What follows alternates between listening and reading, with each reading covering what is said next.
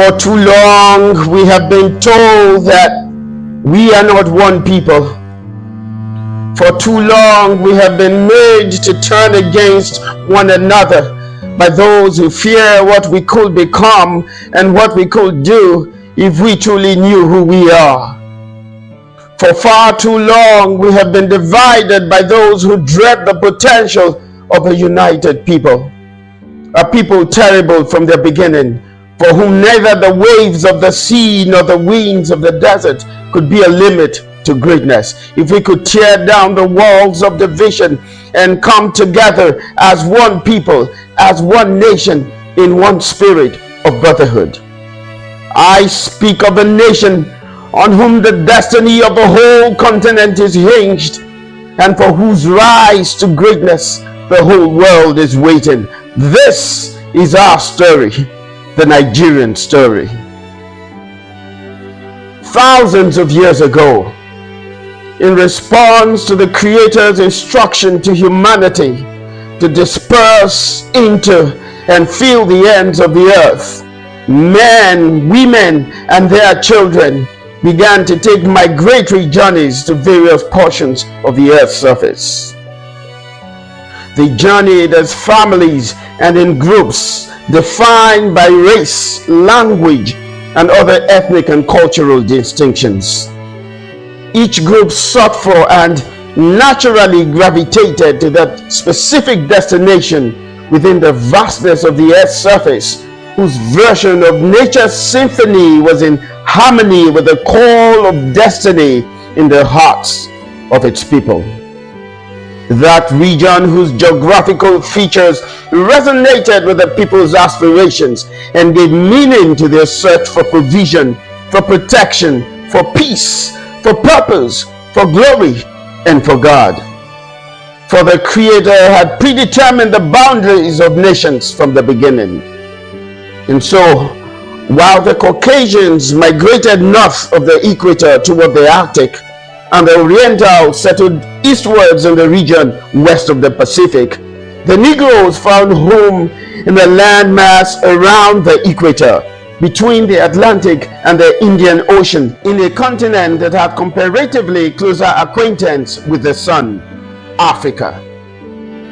Among the Negroes were certain groups, each with its unique ethnic and tribal disposition, including language and customs. These groups, each in its own time, found the end of their journey, the embodiment of their dreams, the fruit of their search for rest, and a place called home in an area beyond the rivers of Ethiopia, away from the waters of the Nile, in the area around the Niger, a land of rivers and streams, of mountains and valleys, of hills and plains, with desert sands on one end and ocean sands on the other, and grasslands and forests in between. A land of grazing cattle and swarming fish, of hovering birds and roaring beasts. A land of ore and of crude, of rocky grounds and fertile plains, with soil to nurture a rich array of crops, from groundnut to kola nut and from pepper to plantains, from yams and cocoa yams to cocoa and coconuts, from millet and guinea corn to rubber and oil palm. A land where two great rivers meet and flow together into the sea.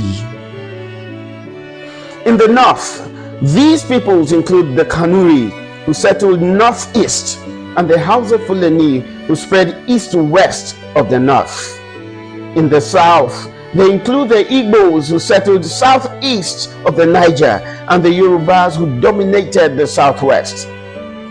At the southernmost end, they include the Edo, Efik, Ibibio, Ijo, Esan, and many others. In the central region, they include the Jukun, Nupe, Tiv, Idoma, and Igala. These peoples, together with over 250 other ethno-linguistic groups, found home in the area around the Niger. Though differing in tribes and tongues, all of these groups had significant elements in common. Besides the fact that most of these groups, at some immediate or remote point in history, shared similar ancestry, with some originating from others, they also shared the values of integrity and honesty, loyalty and community spirit, diligence in commerce and industry, aversion to subservience and oppression, resistance to tyranny, and the penchant for conquest and dominion. The history of these peoples boasts of the likes of Mai Idris Aloma of Borno, credited with victories in 330 wars and over 1,000 battles. Mohammed Al-Kanemi, also of Borno, Queen Amina of Zaria, the legendary female warrior and state builder, Uthman Danfodio, who spearheaded the Fulani Jihad, which in its true essence was a fight against oppression. Soide, founder of Nupe Kingdom, Oramiyon, founder of the old Oyo Empire, Lagelu, the Yoruba warrior, founder of Ibadan, Lishabi, the heroic liberator of the Egbas, Eware, Ozoluwa, Esije, Orogboa, and Ehembuda, the great empire building kings of the ancient Benin Empire, reputed for leading their armies to war in person.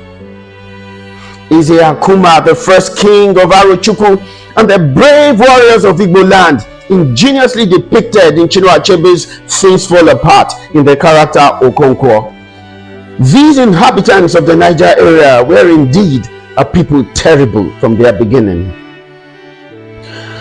These different groups interacted with one another through trade and sometimes through wars, in the process transferring culture and language forms, and in some cases bloodlines through intermarriage. They existed in a compact such that they interacted more with one another than with territories and peoples outside that geographical area, a pointer to their destined union, though a natural union looked impossible. And so the Creator sent taskmasters, the British colonialists, to facilitate that union.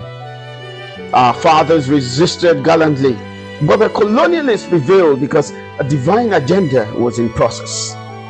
When a name was to be given to this group of peoples, the name Nigeria was chosen, meaning the area around the Niger. Thereafter, the Creator sent the wind of amalgamation and began to bring these different groups together until 1914, when the Northern Protectorate and the Southern Protectorate were amalgamated to form the framework of the destined Nigerian nation. The colonialists thought it necessary for economic gains, but the Creator had in mind the great nation that was to be formed. Thereafter, the Union was subjected to tutelage under colonial rule. But when the period of tutelage drew to a close, the nationalistic spirit was stirred up in the hearts of our heroes past.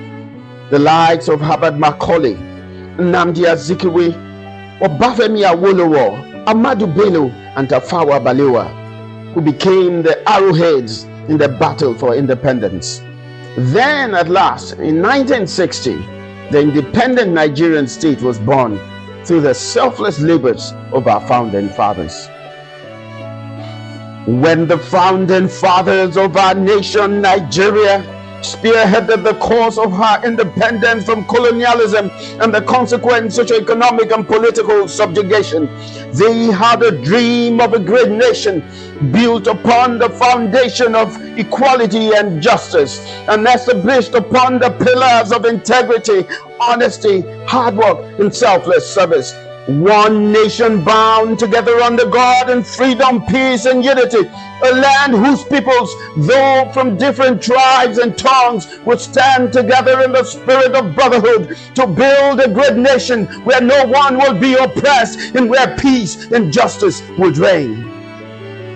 These fathers dreamed of a nation where no man would face humiliation due to the inability to cater for his household, where no woman would have to resort to prostitution or begging to make ends meet, where no child would be denied the right to quality education or be shamefully sent to the streets to beg or hawk because of poverty. A land of opportunity where young men and women would be provided the platform to labor with a sense of dignity, and in the process not only earn for their families and themselves a comfortable living, but also contribute towards building the economy of the nation to great and towering heights. These ideals of our founding fathers were expressed in creeds written into our founding documents, composed into the lyrics of our founding anthem, and reenacted in the pledge by subsequent generations to be faithful, loyal, and honest, to serve Nigeria with all our strength, to defend her unity and uphold her honor and glory.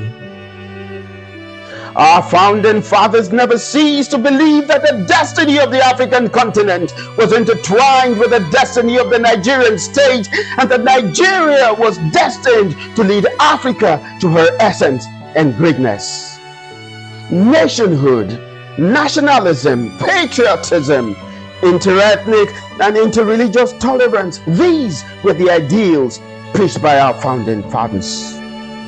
Dr. Nnamdi Azikiwe said in 1960, "As a young man, I saw visions of Nigeria becoming a great country in the emerging continent of Africa. Visions of Nigeria offering freedom to those in bondage and securing the democratic way of life to those who had been lulled into an illusion of security under colonial rule. I trust that I shall dream my dreams amid the peace and ever-increasing prosperity of the people of my native Nigeria. The motto of the Independent Federation of Nigeria is unity and faith. I pray that we may guard our unity and keep our faith." Sir Abubakar Tafawa Balewa, inspired by the success of the American nation, said, "In less than 200 years, this great country, America, was welded together by people of so many different backgrounds. They built a mighty nation and had forgotten where they came from and who their ancestors were. They had pride in only one thing, their American citizenship. I am a changed man from today. Until now, I never really believed Nigeria could be one united country. But if the Americans could do it, so can we."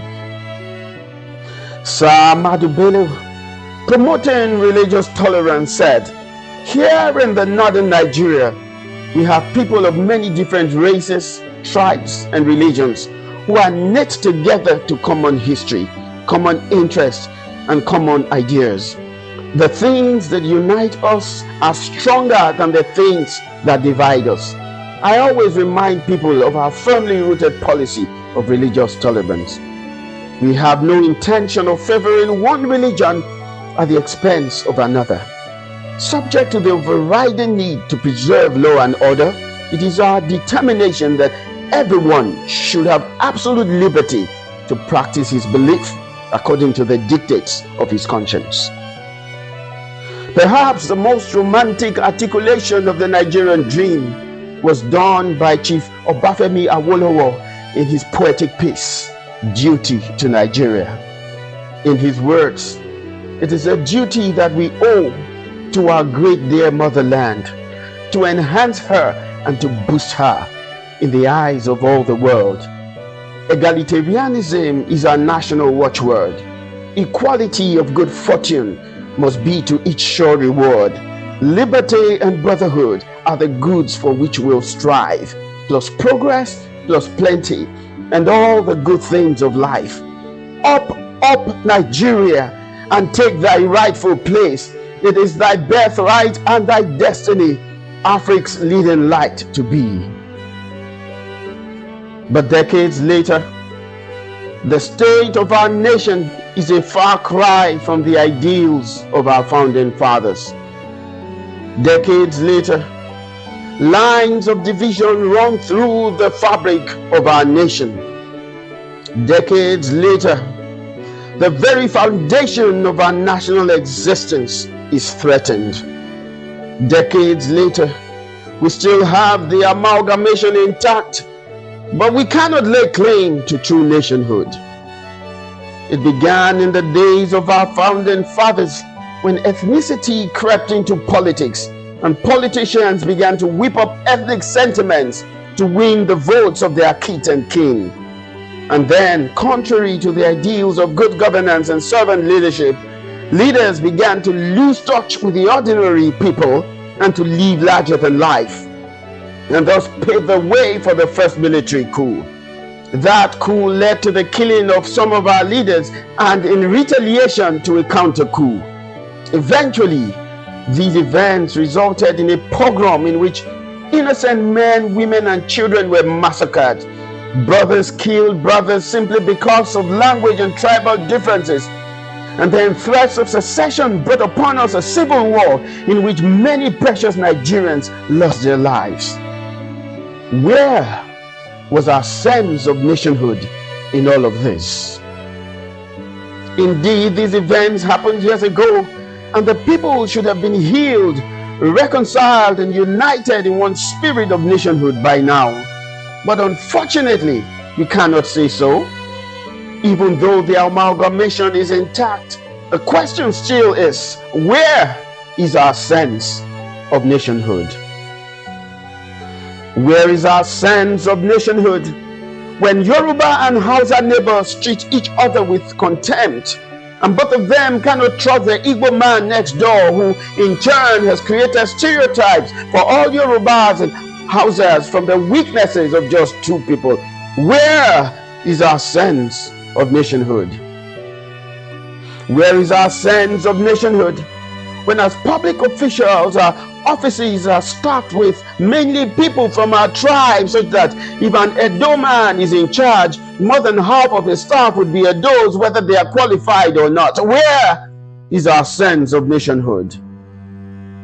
Where is our sense of nationhood when membership of our places of worship are determined by the tribe of the clergyman in charge, such that there are so-called Igbo churches and Yoruba churches, while Hausas and Yorubas sometimes do not pray in the same mosque? Where is our sense of nationhood? Where is our sense of nationhood when during football matches, a mistake by a Seydou Keita or a Garba Lawal becomes an opportunity for some of us as Igbos or Yorubas to insult all the so-called Abokis who we think only found their way into the team through quota system, while a mistake by an Okocha or an Obafemi is what it is, the mistake of just one player? Where is our sense of nationhood? Where is our sense of nationhood when we won't allow our son Kelechi marry an Adenike, nor would we give our daughter Amina to a Chinedu in marriage because of tribal differences? Where is our sense of nationhood? Where is our sense of nationhood when our political decisions are based not on merit but on ethnic and religious considerations, such that a Chukwuka will not cast his vote for an Abubakar but for an Emeka, even if Abubakar is 10 times better than Emeka, while a Musa will not vote for a Maduka but will chase him away with stones when he comes to campaign in Sokoto if his opponent is a Mustafa? Where is our sense of nationhood? Where is our sense of nationhood when we create a dichotomy between indigene and settler, such that a man who was born in Kano State has lived his entire life in Sabongeri and has embraced the language and culture of the people cannot be governor of Kano State simply because his name is Nnamdi? And a woman who has lived her entire life in Onitsha in Anambra State can never dream of becoming even a councillor in Onitsha South local government area, even if she is qualified to be a governor, simply because she is the daughter of an Adamu or Adefemi. Where is our sense of nationhood? Where is our sense of nationhood when innocent people are slaughtered, property destroyed, and the whole village razed to the ground in the name of indigent settler conflict? Where is our sense of nationhood? Where is our sense of nationhood when innocent men, women, and children are maimed, hacked to death, or burnt alive in the name of politics simply because they belong to another tribe, political party, or religion? Where is our sense of nationhood?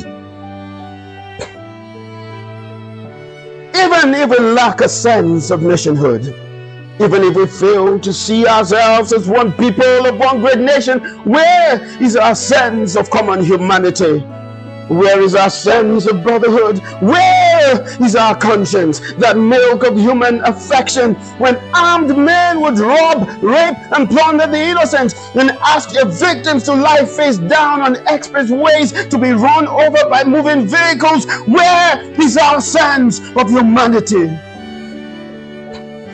Where is our sense of humanity when militants and extremists destroy innocent lives through carnage and bomb blasts? Why have we failed to heed the words of our founding fathers, the likes of Sir Ahmadu Bello, who preached religious tolerance? Where is our sense of nationhood? We have failed to unite as a people because we do not know who we really are. We have failed to come together because we have lightly esteemed the things that unite us. We have failed to embrace the spirit of nationhood because we do not understand the essence of our common history, the mysteries of our common geography, and the greatness of our common destiny. We have failed to unite because we have failed to read between the lines. If we could only read between the lines, if we could only look beyond the surface, we would uncover mysteries that point to our nationhood. It is no coincidence that this nation is situated in the area around the river Niger.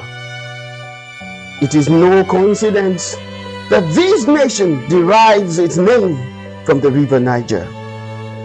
It is no coincidence that this nation is the meeting point between two great rivers before the waters pour into the ocean.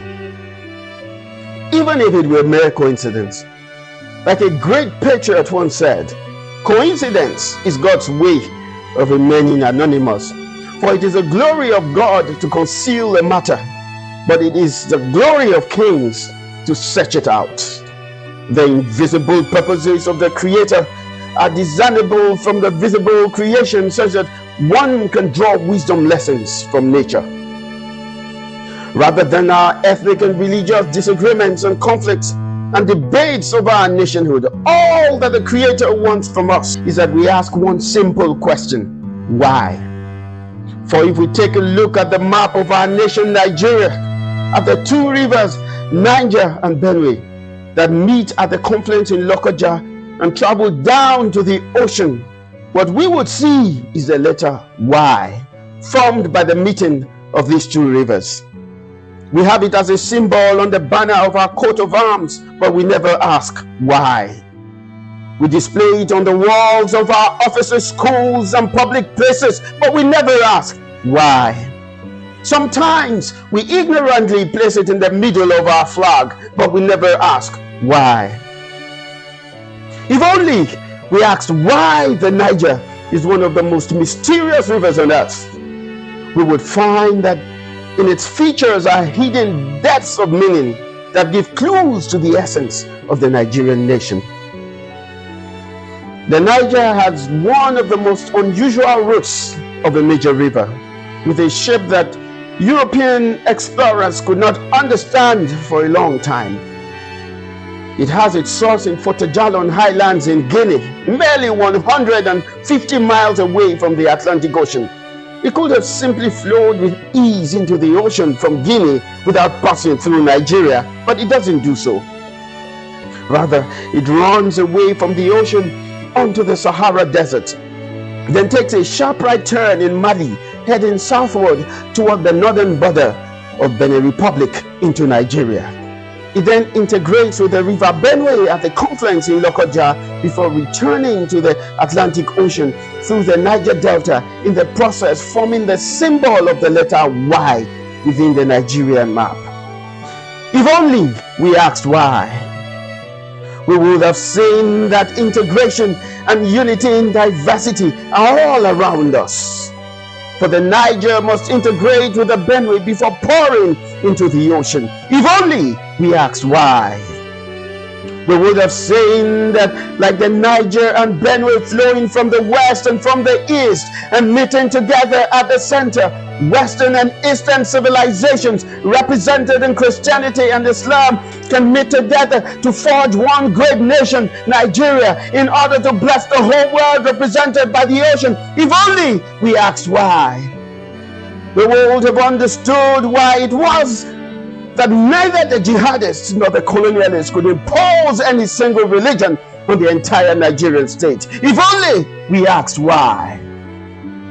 We would have understood the role of a heterogeneous Nigerian state in a conflict-torn world in desperate search for peace in the midst of diverse interests. If only we asked why.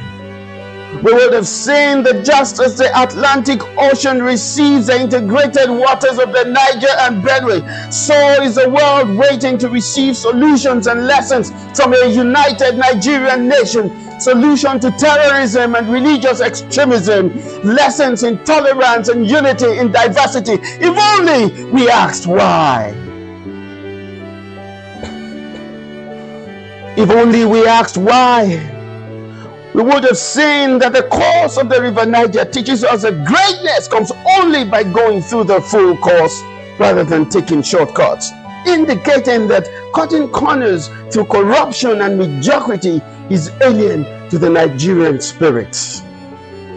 If only we asked why, we would see that the Niger and the Benue have enriched humanity and supplied food, water, transport, and energy to millions of people, and in the process have shown that greatness comes only from service to humanity.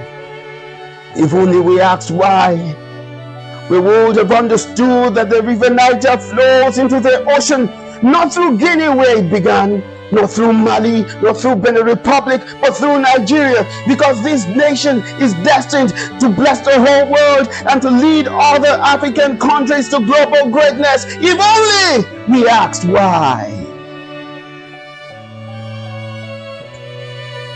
For that destiny to be fulfilled, our motherland has been searching for leaders.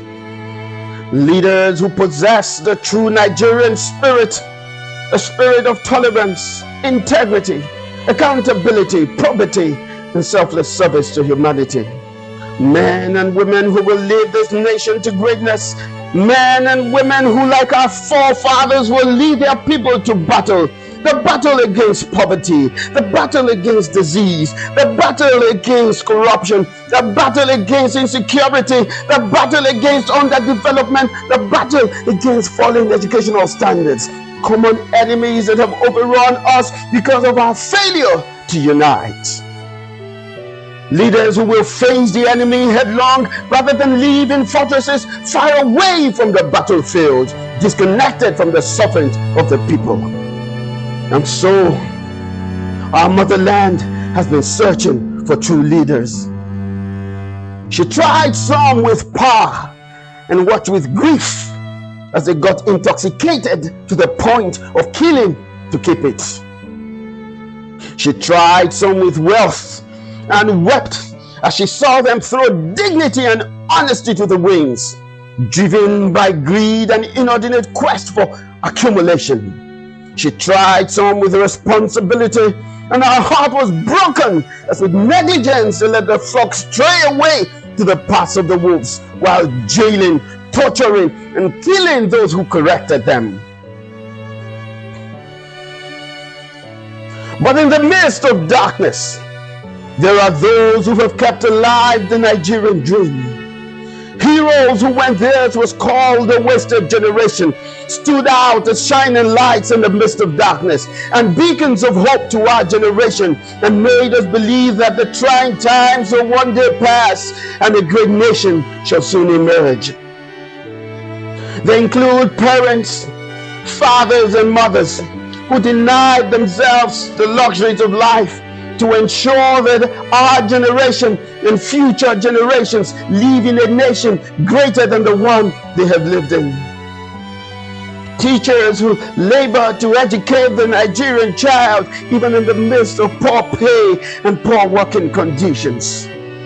corporate executives and civil servants who stood out and chose to win by righteousness rather than give or take bribes and rob the nation and enrich themselves corruptly. Detribalized leaders and politicians who fanned the flame of nationhood and labored to keep the fire of unity burning against the winds of ethnic and religious divisions. Freedom fighters who rose up to defend their people against the forces of marginalization, and patriots who fought to ensure that Nigeria remains one nation. Soldiers who distinguished themselves among their peers and became the embodiment of integrity, professionalism, and courage on the battlefield and in public service. Democrats who defied ethnic and religious divisions to win free and fair elections. Journalists who were incarcerated, tortured, or killed because of the torch of truth that they bore. Civil rights activists who stood up against oppression at the risk of their lives, and a prophet who sounded the alarm against injustice and took the battle for the new Nigeria from the pulpit to the streets and from the streets to the podium. I have mounted the shoulders of these patriotic fathers and mothers, and I have seen the promised land. It's a great nation where no one is oppressed and where peace and justice reigns. A land of unity and a land of peace, a land of faith, a land of progress. On that mountain, I took an overview of the dream nation, and in her was found no place for ethnicity and tribalism. I looked around for nepotism, but there was no trace of her. I searched for negligence and disorder, but no one in that land looked like them. I called out to violence and insecurity to find out if they were there, but no one responded. In that land, a Yoruba man who has lived among the Hausa people and has embraced their culture can be governor in Kano. And a Hausa woman likewise can be governor in Enugu. An Igbo man can be governor in Oyo, and an Ijaw woman can be governor in Katsina. For though tribes and tongues abound, there is only one united Nigeria in which the best, the brightest, the fittest, and most competent are given the opportunity to serve, and there are neither indigents nor settlers. The resources of the people are used for the development of the people of the land, because that nation is structured on true federalism. But who will take responsibility and take our nation to the promised land? If we read between the lines once again, we would see the symbol of the letter Y made on the map of Nigeria by the river Niger and the river Benue, signifying those who must take up responsibility. It's no one but you, the youth. As the letter Y begins the words you and youth, so the Y symbol made on our map by those two rivers point to the truth that for this nation to become great, it begins with you, the youth of this nation. Those who are young in age, full of strength, and those who are young at heart, full of faith. It begins with you.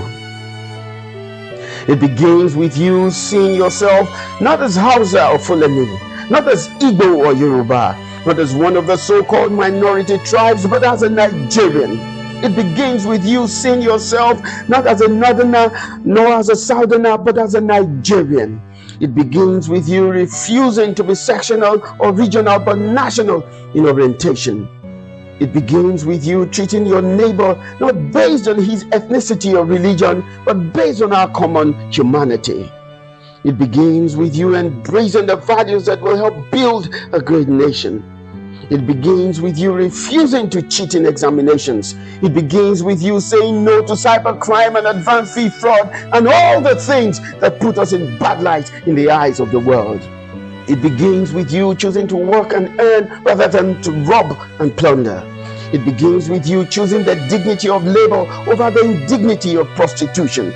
It begins with you taking responsibility rather than taking drugs. It begins with you refusing to be used as thugs by selfish politicians. It begins with you refusing to sell your destiny to opportunistic politicians for a morsel of bread. It begins with you participating in the governance of our nation. It begins with you casting your vote for permanent principle rather than for temporary profit. It begins with you making political decisions not on the basis of ethnic or religious sentiments, but on the basis of merit. It begins with you holding your leaders accountable. It begins with you demanding good governance from those you have elected. It begins with you presenting yourself to vote and to be voted for, and living a life that qualifies you and not one that disqualifies you for service. It begins with you possessing the Nigerian spirit, the true Nigerian spirit. It begins with you. And what, you may ask, is the Nigerian spirit? It is that spirit that makes us the wonder of the world. It is expressed in the newness of vigor and the never give up attitude of our football teams that can bounce them back to victory from 4 goals down. It is seen in the inspired works of our Nobel and Pulitzer Prize winning literary geniuses and in the creativity of our movie industry. It is expressed in the energy, the passion, and the swagger of our musical artists. It is seen in the generosity and magnanimity of our philanthropists. It is seen in the resourcefulness of the Nigerian woman in a typical Nigerian village, who with one hand nurtures the baby strapped on her back and with the other turns a pot of soup boiling over pieces of firewood after a tedious market day, defying the odds of a turbulent economy. It is seen in the inventiveness of our artisans and the intelligence of our professors. It is what attracts people all over the world to the Nigerian economy in spite of the challenges of insecurity and infrastructural decay. It is the attractive smile on the face of the average Nigerian that once gave him the reputation of the happiest person on earth. That is the Nigerian spirit, encoded in the acronym Nigeria. Newness, inspiration, generosity, energy, resourcefulness, intelligence, and attractiveness. That is the Nigerian spirit, and change begins with every Nigerian possessing that spirit. It begins with you unleashing the Nigerian in you. And so I say, let the song fill every heart, in every mouth, in every part of our nation, that we are one people and we are one nation, bound together by a common destiny. Let Zuma Rock amplify it, and let Aso Rock embrace it. Let it echo from every mountain and every hill, from the Mandara Mountains to Jos Plateau, and from Udi Hills to Mambila Plateau. Let it flow through the Niger and through the Benue, through every river and every stream, to all the nooks and crannies of our dear motherland. Let it become the lullaby on the lips of every nurse and mother, and the admonition from every father to every son. Let it give hope to every student burning the midnight oil, and courage to every youth serving the motherland. Let it inspire the corporate executive and the civil servant working to build a great nation. Let it water the fields of our farmers and increase the profit of our traders. Let it motivate our soldiers fighting to defend the nation and our security agents working to keep our nation safe. Let it inspire our ambassadors and our sports teams as they fly our glorious flag, the green, white, green, in the community of nations. Let it sound over and again in the lyrics of our musical patriots, the likes of Two-Face Idibia and the likes of T.Y. Bello. Let Two-Face serenade this African queen called Nigeria, and let T.Y. Bello sing again of a land that is lush with green. Let it become the lesson of every teacher, the sermon of every preacher, the melody of every singer, and the rhyme of every rapper, until every Nigerian, Hausa and Fulani, Igbo and Yoruba, Kanuri and Kanembu, Edo and Ishakiri, Ijo and Ogoni, Efik and Ibibio, Tiv and Jukun, Nupe and Igala, every Nigerian, from the beach sands of Lagos to the desert sands of Sokoto, from the plains of Maiduguri down to the clean streets of Calabar, every Nigerian will be able to say with all certainty that we are one nation and we are one people bound together by a common destiny. Then we will have fulfilled the Nigerian dream and taken giant strides from the amalgamation to the making of a great nation. Thank you. God bless you, and God bless our dear country, Nigeria.